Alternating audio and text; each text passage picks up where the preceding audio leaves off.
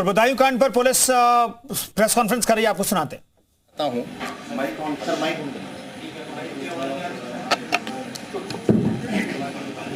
कि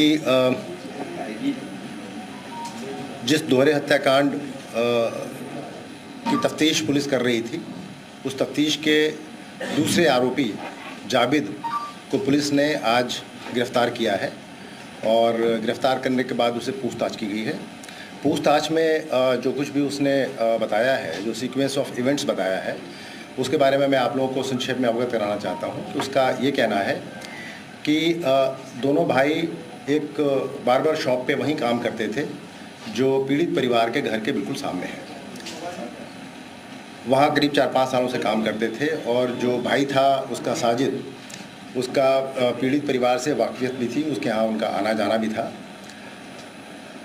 घटना के दिन की बात उसने बताई है कि वो लोग जैसे रूटीन में हर दिन वो 8 साढ़े 8 के आसपास अपने गांव से चल करके मोटरसाइकिल से आते थे। वो दोनों आए और उस दिन उनका भाई थोड़ा गुमसुम भी था। साजिद की बात कह रहा हूँ। जावेद ने अपना काम नॉर्मल तरीके से शुरू किया। उसने कई लोगों की शेविंग भी की, बाल भी काटे। 10 साढ़े 10 के आसपास जो साजिद था उसने कहा कि उसे कुछ दिक्कत आ रही है। वो किसी डॉक्टर के यहाँ जाने की बात कर गया और करीब 1-1.5 के आसपास वापस आया। वापस आने के बाद उसने कहा कि उसकी तबीयत ख़राब हो रही है। यहाँ पे मैं आप लोगों को ये भी बताना चाहूँगा कि पूछताछ में ये भी तथ्य निकल के आए हैं कि साजिद बचपन से बहुत बीमार रहता था और उसके पिताजी ने उसको पीर और यहाँ जो छोटे सरकार और बड़े सरकार हैं वहाँ भी उसको काफ़ी ले जा करके उसको दिखाया। इनफैक्ट 10 साल की उम्र में जब वो काफ़ी बीमार पड़ गया था और उसको वो ठीक नहीं हो रहा था तो उसके पिताजी ने वहाँ एक झोपड़ी डाल ली थी बड़े सरकार में और बच्चे को लेकर के वहाँ काफ़ी समय तक रहे थे उसको ठीक करने के लिए। किस तरह की बीमारी थी इसके बारे में अभी हम लोग जांच पड़ताल कर रहे हैं, लेकिन ये अवश्य बताया गया है कि वो जब उसको इस तरह की दिक्कत आती थी तो काफ़ी अग्रेसिव हो जाता था और उस समय वो किसी के नियंत्रण में नहीं रहता था। तो ऐसा प्रतीत होता है कि वो और इस इमोशनल अपहीवल के टाइम पे उसने ये भी बताया है कि उसके भाई ने कि 1-2 बार उसने अपने आप को डैमेज करने की भी कोशिश की। एक बार उसने चूहे मारने की दवा भी खा ली थी जिसका आलापुर में एक डॉक्टर साहब के यहाँ इलाज भी हुआ था और अक्सर वो इस तरीके से थोड़ा वायलेंट हो जाता था और घर वालों के नियंत्रण में नहीं आता था। उस दिन जो घटनाक्रम था उसके हिसाब से 1:30 बजे के आसपास उसने कहा कि मेरी तबीयत ख़राब लग रही है और मेरा मन नहीं लग रहा है। तो फिर ये दोनों वापस सखानू चले गए और थोड़ी देर के बाद ही उसके भाई ने कहा कि भाई तुम्हारी तबीयत ख़राब नहीं लग रही तो आज हम लोग कुछ चिकन वगैरह बना के खाते हैं। लेकिन भाई के इंसिस्टेंस पे दोनों फिर वापस चले आए शहर की तरफ। आने के बाद शाम को हमें एक ऐसा भी विटनेस मिला है जो इस बात की पुष्टि कर रहा है कि इसकी तबीयत ख़राब थी और इसने ये कहा कि मुझे खून की उल्टी सी होने जैसा लग रहा है और मैं कहीं जा रहा हूँ। इस बात की पुष्टि भी हुई है एक गवाह के बयान से। शाम को करीब 5 साढ़े 5 के आसपास ये थोड़ी देर के लिए बाहर गया साजिद। जब लौट के आया तो उसके हाथ में एक चाकू दिखाई पड़ा। हम लोगों ने उस व्यक्ति को आइडेंटिफाई कर लिया है जिसके यहाँ से वो चाकू खरीदा गया था। उससे भी पूछताछ हो रही है। आने के बाद फिर घटना के समय दोनों इसने जब पूछा कि भाई तुमने ये चाकू क्यों ख़रीदा है तो इसने कहा कि मैं रमज़ान के समय गोश्त वगैरह काटने का काम करूँगा इसलिए चाकू मैं ख़रीद के लाया हूँ। उसके बाद दोनों इसने बताया कि मुझे किसी काम से पीड़ित विनोद के यहाँ जाना है, विनोद के घर के जाने के लिए। जब ये दोनों बाहर निकले तो विनोद के घर के अंदर चला गया और जा कर के उसने वहाँ घटनाक्रम को अंजाम दिया। जब इसने देखा कि वो नीचे से ही देखा कि वो खून से सने कपड़ों में वहाँ छत पे दिखाई पड़ा तो ये घबरा गया।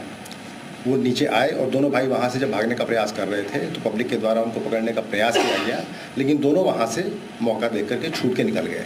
उसके आगे का घटनाक्रम मैं पहले भी आपको बता चुका हूँ। जावेद तो भाग ही गया था, साजिद भी भाग गया था। फिर थोड़ी देर के बाद पुलिस को जब सूचना मिली कि ब्लड स्टेन्ड कपड़ों में एक व्यक्ति शेखुपुर के जंगलों के आसपास दिखाई पड़ा है तो पुलिस ने वहाँ घेराबंदी की और घेराबंदी में जब वो अपराधी ने भागने का प्रयास किया, पुलिस पार्टी पे फायर किया जिसमें हमारे पुलिसकर्मी भी घायल हुए। तो जवाबी फायर में उसे गोली लगी जिसको अस्पताल ले जाके उसका इलाज कराने का प्रयास किया गया, लेकिन जब तक वो अस्पताल पहुंचा उसकी मृत्यु हो चुकी थी। ये सीक्वेंस ऑफ इवेंट है जिसके बारे में मैं आपको अवगत कराना चाहता था। जो अभी पकड़ा गया है उसके से भी और पूछताछ की जा रही है गहराई से, और उसके बाद जो भी अन्य फैक्ट्स बताए गए हैं वो विवेचना का पार्ट है, जिनके बारे में हम लोग अलग से तफ्तीश कर रहे हैं। सर क्या में अकेले साजिद क्या था कि जावेद भी क्या था इसके साथ घर के अंदर? दोनों साथ गए थे। जावेद का ये कहना है, देखिए हमारे पास अभी मुलजिम का वर्जन है जिसकी अभी क्रॉस चेकिंग बाकी है। उसका कहना है कि साजिद अकेला गया था, मैं नीचे खड़ा था।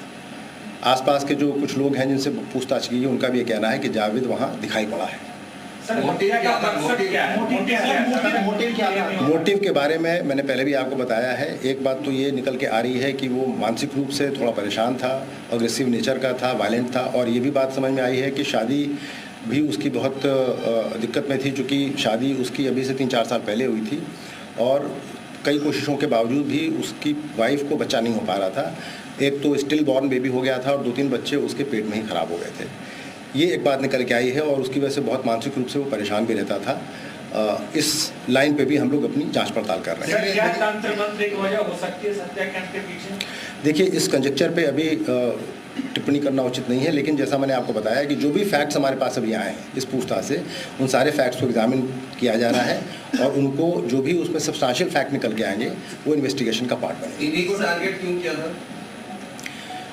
चूँकि इनके यहाँ वाकफियत थी, ऐसा लगता है, उसका प्रॉक्सिमिटी थी और आना जाना भी था, उनके 2 बच्चे भी थे। अब इन सारे बिंदुओं पर हम लोग अपनी जांच पड़ताल कर रहे हैं और ये सारी बातें इन्वेस्टिगेशन का पार्ट हैं। अभी कुछ और चीज़ें की भी जानकारी मिलने की संभावना है जिस पर हम अपनी अग्रिम कार्रवाई करेंगे। साजिद को भगाने में जावेद ने मदद की थी शुरुआत में? दोनों वहाँ साथ में गए थे और कॉमन इंटेंट था और भागने में भी दोनों साथी थे। जावेद को पता था कि ये जावेद हत्या करने जा रहा है? उसका कहना है, अभी तक उसने कहा है कि साहब जब वो छुरी लेके आया था तो उसने मुझे ये नहीं बताया कि वो हत्या करने जा रहा है, लेकिन उसके वायलेंट नेचर के बारे में उसको पता था और ये भी पता था कि जब वो घटना करने ऊपर गया, जब नीचे लौट के आया तो वो घटना करने आया था और दोनों साथी वहाँ से भागे। सर ये भागे तो क्या किसी मोटिव की बात हुई जो इसने बताया हो कि साजिद ने कुछ बताया हो भागने के बाद? उसके विषय में अभी उसने कुछ नहीं बताया है, पूछताछ अभी जारी है और अभी और तथ्यों का पता लगा रहा है। एक सवाल है, जावेद जब भागा है और जब उससे बरेली पुलिस ने गिरफ्तार किया, उसने अपना एक वीडियो वायरल किया। उस वीडियो में साफ तौर पर कह रहा है कि वो घटनास्थल पर था ही नहीं, वो वहां पर गया ही नहीं, वो डर से भाग गया। लोगों ने उसे फोन किया कि अब तुम्हारे भाई ने इस हत्याकांड को अंजाम दिया, उसके बाद वो भाग गया दिल्ली से वो फिर बरेली आया कि उसका भी एनकाउंटर ना हो जाए। तो इस बात का डर था। ये वीडियो वायरल किया गया है जावेद की ओर से। ये वीडियो प्राप्त हुआ है जिसकी जांच हम लोग कर रहे हैं और आज उसने बरेली जनपद में एक तरीके से अपने आप को आत्मसमर्पित किया है। ये बात भी सही है, वहाँ से पुलिस उसको ला करके पूछताछ कर रही थी। घटना के बारे में उसने जो कुछ भी बताया वो उसमें शामिल था या नहीं था, ये उसका वर्जन है और जो कुछ भी हमारे पास फैक्ट्स आ रहे हैं हम उनकी जांच पड़ताल कर रहे हैं। जावेद से संपर्क कर रहा था, वो कौन व्यक्ति? कह रहे हैं कि पुलिस वहां पहुंची थी तभी दरवाजा खुला और क्यों बाइक से लेके आ रहा था, बाइक पे बैठाने के लिए सर को दिया है सर, लोग किया गया है। बता जब उसके पास हथियार नहीं था तो कैसे उसने पुलिस के ऊपर फायरिंग की? देखिए, मैं आपको पहले भी बता चुका हूँ, घर वालों ने आप लोगों से क्या कहा है वो एक अलग बात है। हम लोगों ने उनसे जो अलग से बात की है, पूरी जांच पड़ताल की है, वो उस इन्वेस्टिगेशन के सिलसिले में जो कुछ भी हमने अपने फैक्ट्स इकट्ठा किए हैं हम उन सब की जानकारी कर रहे हैं। कॉन्ट्रडिक्शन नहीं दिखता है कि संगीता कह रही है कि मैं उससे जिंदगी में पहली बार मिली हूँ, अभी जावेद अरेस्ट हुआ, जावेद कह रहा है कि वो उसके घर जाया करता था, रिलेशन कोर्डियल थे, आना जाना था। बहुत ज़्यादा कॉन्ट्रडिक्शन है, क्या संगीता से भी सवाल नहीं किया जाना चाहिए इस मामले में? देखिए, जैसा मैंने आपको बताया, कॉन्ट्रडिक्शंस अगर हैं तो उन सारे कॉन्ट्रडिक्शंस की जांच की जाएगी, संगीता से भी बात की जाएगी। आज उनके घर के लोगों से भी डिटेल में हम लोग की वार्ता हुई है और सारे फैक्ट्स इकट्ठा किए जा रहे हैं। विवेचना अभी पूरी तरह से ओपन है, तो अभी इसमें जितने भी फैक्ट्स आएंगे सबको एग्जामिन किया जाएगा। पुलिस को हवाले किया गया। पुलिस को हैंडओवर हुआ है। सर एफआईआर में भी आपने एफआईआर मैं आपको एफआईआर के बारे में बताना चाहूँगा कि एफआईआर में इस बात का जिक्र नहीं है कि पुलिस को हैंडओवर किया गया। एफआईआर में इस बात का जिक्र है कि वो भीड़ के हाथों से छूट के भागा। सर जो पहला स्टेटमेंट आया था आईजी साहब का जो स्टेटमेंट आया था उसमें उन्होंने जिक्र किया था एक आरोपी है। आईजी साहब का जो स्टेटमेंट आया था उसमें उन्होंने जिक्र किया था कि एक ही आरोपी है, उसके पीछे लगातार पुलिस प्रयास कर रही है उसे पकड़ने का। देखिए, मौके पे जो स्टेटमेंट आया और मौके पे जो जानकारी हुई, आप जानते हैं कि विवेचना जैसे जैसे बढ़ती है उसमें नए फैक्ट सामने आते हैं। जो फर्स्ट फैक्ट भागा था वो ये लिखा हुआ है एफआईआर में, आप इस बात को मानते हैं? उसके पास से चाकू बरामद हुआ था, वो मर्डर करके जब गया था, तमंचा उसके पास कहां से आया? आपके पास जो एफआईआर है वो एफआईआर हमारे पास भी, इट्स एन ऑफिशियल डॉक्यूमेंट, और उसी और डॉक्यूमेंट को मैं कोट कर रहा हूँ कि वो भीड़ के हाथों से निकल कर भागा। उसमें पुलिस का कोई जिक्र नहीं है कहीं पे। ये आसपास के बहुत सारे लोग बहुत सारी बातें कह रहे हैं। कितनी देर तक साथ भागे थे? इसके विषय में भी जांच पड़ताल कर रही है। सर इस पूरे मामले में दो अहम सवाल हैं, उनके क्लियर जवाब होने चाहिए। पहला कि जावेद और साजिद उसके घर में क्यों गए, एक ये सबसे इंपॉर्टेंट, इसको इलैबोरेट कर दीजिए। और दूसरा, क्या मोटिव था, जावेद को भी पता था या अचानक है ये मोटिव? और दोनों देखिए, आपके दोनों सवाल जो हैं वो दोनों सवाल के बारे में ये बताना चाहूँगा कि साजिद इस प्री कंसीव्ड इंटेंट के साथ गया था कि उसको ये घटना करनी है। जावेद अभी इस बात को कह रहे हैं कि उनको ये पता नहीं था। हम उनकी बात को रिलाय नहीं कर रहे हैं, हम इसके बारे में भी और जांच पड़ताल कर रहे हैं। हम उनसे पूछताछ करें, वो हमारे पास है, इसमें भी सच्चाई निकल के आएगी। एक मिनट में आपकी दूसरी बात करें। सर सर्विलांस की तो आपने अभी तक पूरी रिपोर्ट्स आ गई होगी सीडीआर की, क्या वो उस समय उसको स्टडी किया जा रहा है। देखिए सर्विलांस की रिपोर्ट्स को यहाँ हम उजागर नहीं कर सकते, हम उसको स्टडी कर रहे हैं। और जो अपराधियों के द्वारा जो जावेद के द्वारा जो बताया जा रहा है उसको हम कॉरबोरेट करा रहे हैं उस बात से। ये सब इन्वेस्टिगेशन का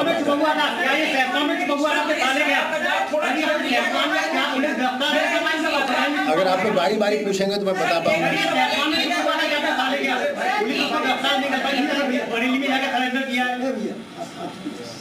सर बच्चों को क्यों टारगेट किया? अगर ये घर में गया था एग्रेसिव देखिए, मैंने आपको बताया, एक मिनट मैंने आपको बताया जो फैक्ट्स हमारे पास हैं, जितने भी फैक्ट्स मेरे पास निकल के आए हैं वो फैक्ट्स मैंने भी आपको यहाँ बताए। बाकी जो फैक्ट्स मेरे पास हैं दे नीड एग्जामिनेशन। उनका जवाब मैं अभी इसी समय आपको दे पाने के लिए सक्षम नहीं हूँ। I need some more investigation.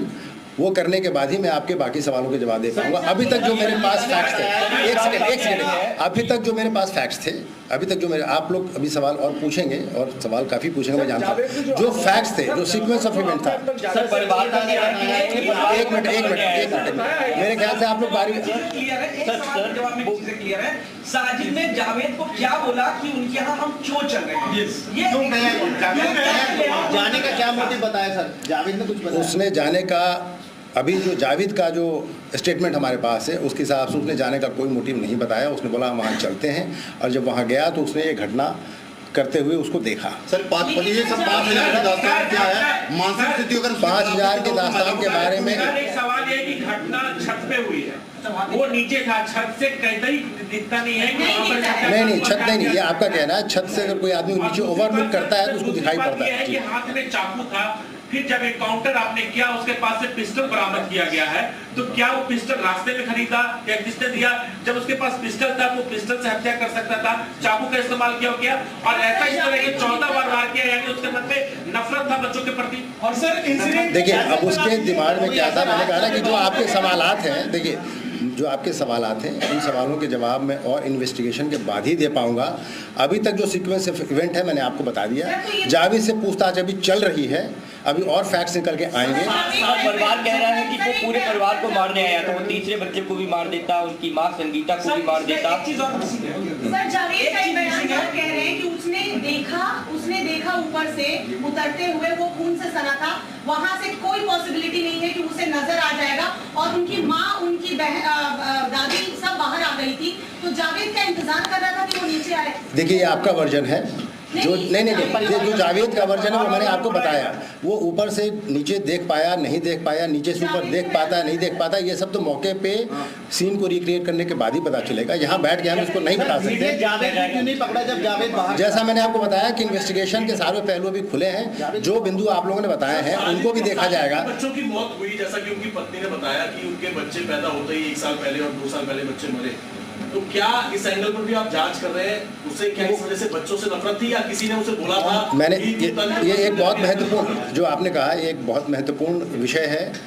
उसका मानसिक रूप से उद्वेलित हो जाना हर बात पे, उसका बचपन जो पीरों और छोटे सरकार में काफ़ी समय बीता और वहाँ पे, और वो बहुत डिवाउट टाइप का भी आदमी, उसके भाई ने बताया है कि वो अक्सर वहाँ जा कर के मत्था टेकता था, वहाँ पे जा कर के जो भी अपना उसको करना होता था, पूजा अर्चना वो करता था। सर दिमागी स्थिति खराब थी, लेकिन फिर उसने सब बच्चों को ही क्यों चुना, माँ को क्यों नहीं चुना? काफी देर बैठा रहा। जो उसके एक मिनट उसके जो उसका जो मेंटल स्टेट था, उसके बारे में जो उसके भाई ने बताया है, उसको भी हम वेरीफाई कर रहे हैं। अब तक जो बातें निकल के आई हैं, हमने उनके घर वालों से भी बात की है उसकी मेंटल स्टेट के बारे में, और ये सारी चीज़ें जो वो बता रहा है, ये they are all subject to verification. अभी मैं आपको ये बता रहा हूँ जो उसके द्वारा फैक्ट सप्लाई किए गए हैं। मैं ये नहीं कह रहा हूँ, एक मिनट, मैं ये नहीं कह रहा हूँ कि वो जो कह रहा है बिल्कुल सही है। मैंने आपको बताया कि जो कुछ भी वो कह रहा है, या यहाँ तक कि पीड़ित के घर वाले भी जो कह रहे हैं, they all are subject to examination. हम सारी बातों को सुनेंगे, उनकी जांच करेंगे, अपने इन्वेस्टिगेशन में उसको शामिल करेंगे, और उसके बाद ही अपनी इन्वेस्टिगेशन को आगे बढ़ाएंगे। आज की प्रेस कॉन्फ्रेंस सर जैसे आप कह रहे हैं वेरीफाई करेंगे, और आपके जवाब में लेकिन एक चीज इंपॉर्टेंट है जो आप कह रहे हैं कि वो बहुत ज्यादा समय पीर में बिताता था या कोई तंत्र मंत्र, तो आप चेक करेंगे। अभी तक क्या किसी ऐसे बाबा की या किसी की कोई ऐसी डिटेल मिल पाई है? अभी ऐसे किसी बाबा की डिटेल नहीं, अभी ऐसे किसी बाबा की, किसी स्पेसिफिक बाबा की डिटेल नहीं मिल पाई है। ये पता चला है कि वो 3 जगहों पे उसका समय ज़्यादा जाता था। वो तीनों जगह यहीं पे हैं, छोटे सरकार, बड़े सरकार, और एक नवादा के पास एक और मज़ार है, जहाँ इन 3 जगहों को अक्सर फ्रिक्वेंट किया करता था। अभी तक ये बातें समझ आई। 2 साल उसको यहाँ भुगतान करे हो गए थे, किसी भी ग्राहक को उसने आहत नहीं किया। मानसिक स्थिति खराब थी, किसी ग्राहक का कान नहीं कटा, किसी ग्राहक का गला नहीं कटा, किसी की नाक नहीं कटी, तो ऐसी कैसी मानसिक, जैसा कि मैंने आपको बताया, मानसिक स्थिति खराब थी, मैंने ये आपको नहीं कहा। मैंने कहा कि उसके घर वालों के द्वारा ये बताया गया है कि वो वायलेंट नेचर का आदमी था, उसकी तबीयत खराब हो जाती थी। ये सब्जेक्ट ऑफ इन्वेस्टिगेशन है। हम इसके बारे में जितना उसके द्वारा बताया गया वो मैं आपको बता रहा हूँ। मैं अपनी तरफ से कोई सब्जेक्टिव स्टेटमेंट आपको नहीं दे रहा हूँ कि उसकी मानसिक स्थिति खराब थी, मैं मान के चल रहा है। ये एक नया फैक्ट निकल के आया है, ये एक नया फैक्ट निकल के आएगा जिसको हम एग्जामिन कर रहे हैं। उसको हम लोग बहुत जल्दी कर लेंगे। हम अपनी फोरेंसिक टीम को बुला रहे हैं और बहुत जल्दी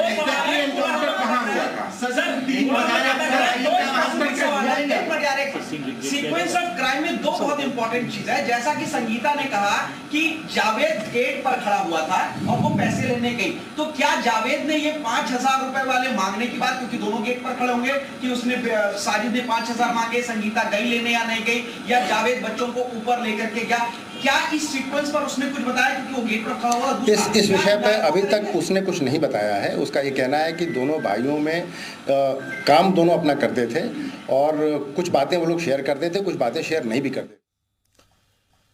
तो बताइए, डबल मर्डर पर पुलिस की प्रेस कॉन्फ्रेंस, हर सवाल का जवाब यहाँ पर अधिकारी पुलिस के दे रहे हैं, और सीक्वेंस क्या रहा है डबल मर्डर का, ये उन्होंने बताने की कोशिश की है।